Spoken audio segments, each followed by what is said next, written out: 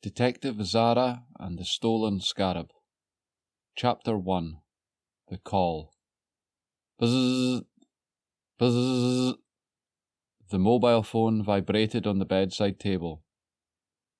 At 7 a.m. on a Sunday morning, this felt like a train passing by the bed.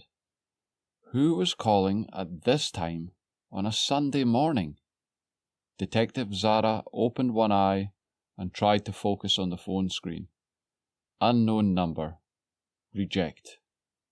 Bzzz. Bzzz. Hello? She said as she tried to find the energy to open her eyes and sit up. Detective Zara, it's Mr. Peterson here from the museum. You must come, right now. We have a big problem. Zara didn't even take the time to respond. She quit the call and made her way to the kitchen. It might be urgent, but without coffee, she could never start the day. As she drove through the city streets with the windows down, the fresh breeze helped to wake her up while her mind raced with possibilities. What could be the problem? Chapter 2. The Mystery. In the heart of the city stood the prestigious Riverside Museum, home to ancient treasures from around the world. Detective Zara had studied archaeology at university and had worked as a guide at the museum in her teenage years. That was 12 years ago, but the staff never changed, so she was familiar with most of the people that worked there. Now, fully awake, she hurried up the steps to the grand double doors at the entrance. An old building which dated back to the late 17th century, the museum was grand and impressive from the outside. Once inside, she saw Mr. Peterson waiting nervously at the front reception desk. He was the museum's curator, and although she did know him, he only started working there 1 month before she finished to join the police force.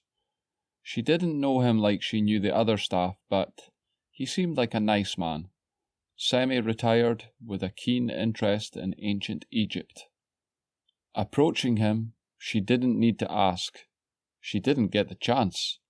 Detective Zara, our prized ancient Egyptian scarab has been stolen from the exhibit. It must have happened during the night, as everything was okay when I left at 8 p.m. yesterday. Zara's brows furrowed in concern. Don't worry, Mr. Peterson. I will do everything in my power to solve this mystery. I will need to speak with you and anyone that was working yesterday. I'll also need to look at your security tapes. Of course, he said. We'll do anything we can to help. Chapter 3. Following the Trail. Examining the crime scene failed to find any clues. She would have to turn to the security tapes and hope that questioning the staff would provide her with something worthwhile. As she followed the trail through the museum and into the city streets, Zara's determination never wavered, but days turned into nights, and the public were starting to lose patience. There was nothing on the security cameras, and questioning the staff hadn't given her anything to follow. Questioning Mr. Peterson had been more or less a waste of time. The elderly man seemed to be quite shaken by the whole thing, and had given confused and mixed answers. In the end, she decided to leave him out of questioning, since his answers couldn't be depended upon. Chapter 4. A Shocking Discovery. As the days dragged on, the detective grew increasingly frustrated. Then, just when she thought about bringing in some outside help, a surprising twist unfolded. During a routine bag search at the local airport, the police stumbled upon what appeared to be the stolen scarab. Surprised and relieved, they quickly alerted Detective Zara and the museum, believing the case to be solved. A young man had been stopped at customs and caught with the artifact. He claimed that the item had been put in his baggage by someone else, but he couldn't prove it. He would be taken in for questioning, but the most important thing was that the scarab would be returned. As news of the scarab's recovery spread, a sense of relief washed over the museum staff and the city. However, Zara couldn't quite shake the feeling that something wasn't quite right. Despite the return, Mr. Peterson still seemed a little strange. The case had been solved, yet he still appeared nervous. Using her contacts gained in her younger years when she studied archaeology, she asked for help from an old friend. In a shocking turn of events the following week, a thorough examination revealed that the recovered scarab was a cleverly crafted fake. Confusion rippled through the museum as everyone realized that the true culprit was still at large. Determined to uncover the truth, Zara delved once again into the mystery. With a keen eye for detail, she noticed subtle discrepancies in Mr. Peterson's behaviour. His nervousness seemed to be turning to anger. He was agitated because the museum management wouldn't allow him to take his holiday leave.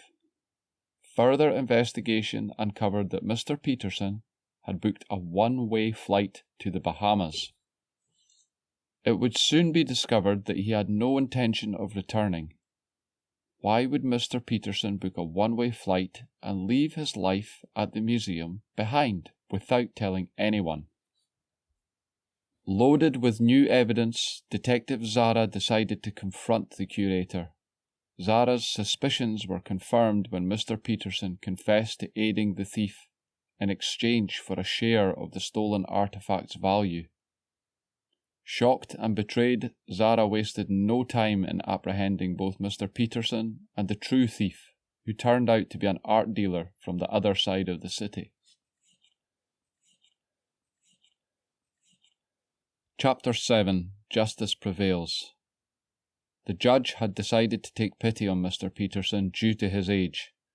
It came to light that his financial situation was in a bad way, and he had acted out of desperation. However, with the true thief behind bars, the stolen scarab was finally returned to its rightful place in the museum. As Zara stood in the grand halls, surrounded by ancient wonders, she couldn't help but feel a sense of satisfaction, knowing that justice had prevailed. With a final glance at the scarab gleaming in its display case, Zara knew that she had fulfilled her duty as a detective. And though the case had been filled with twists and turns, she emerged victorious, ready to face whatever mysteries awaited her next.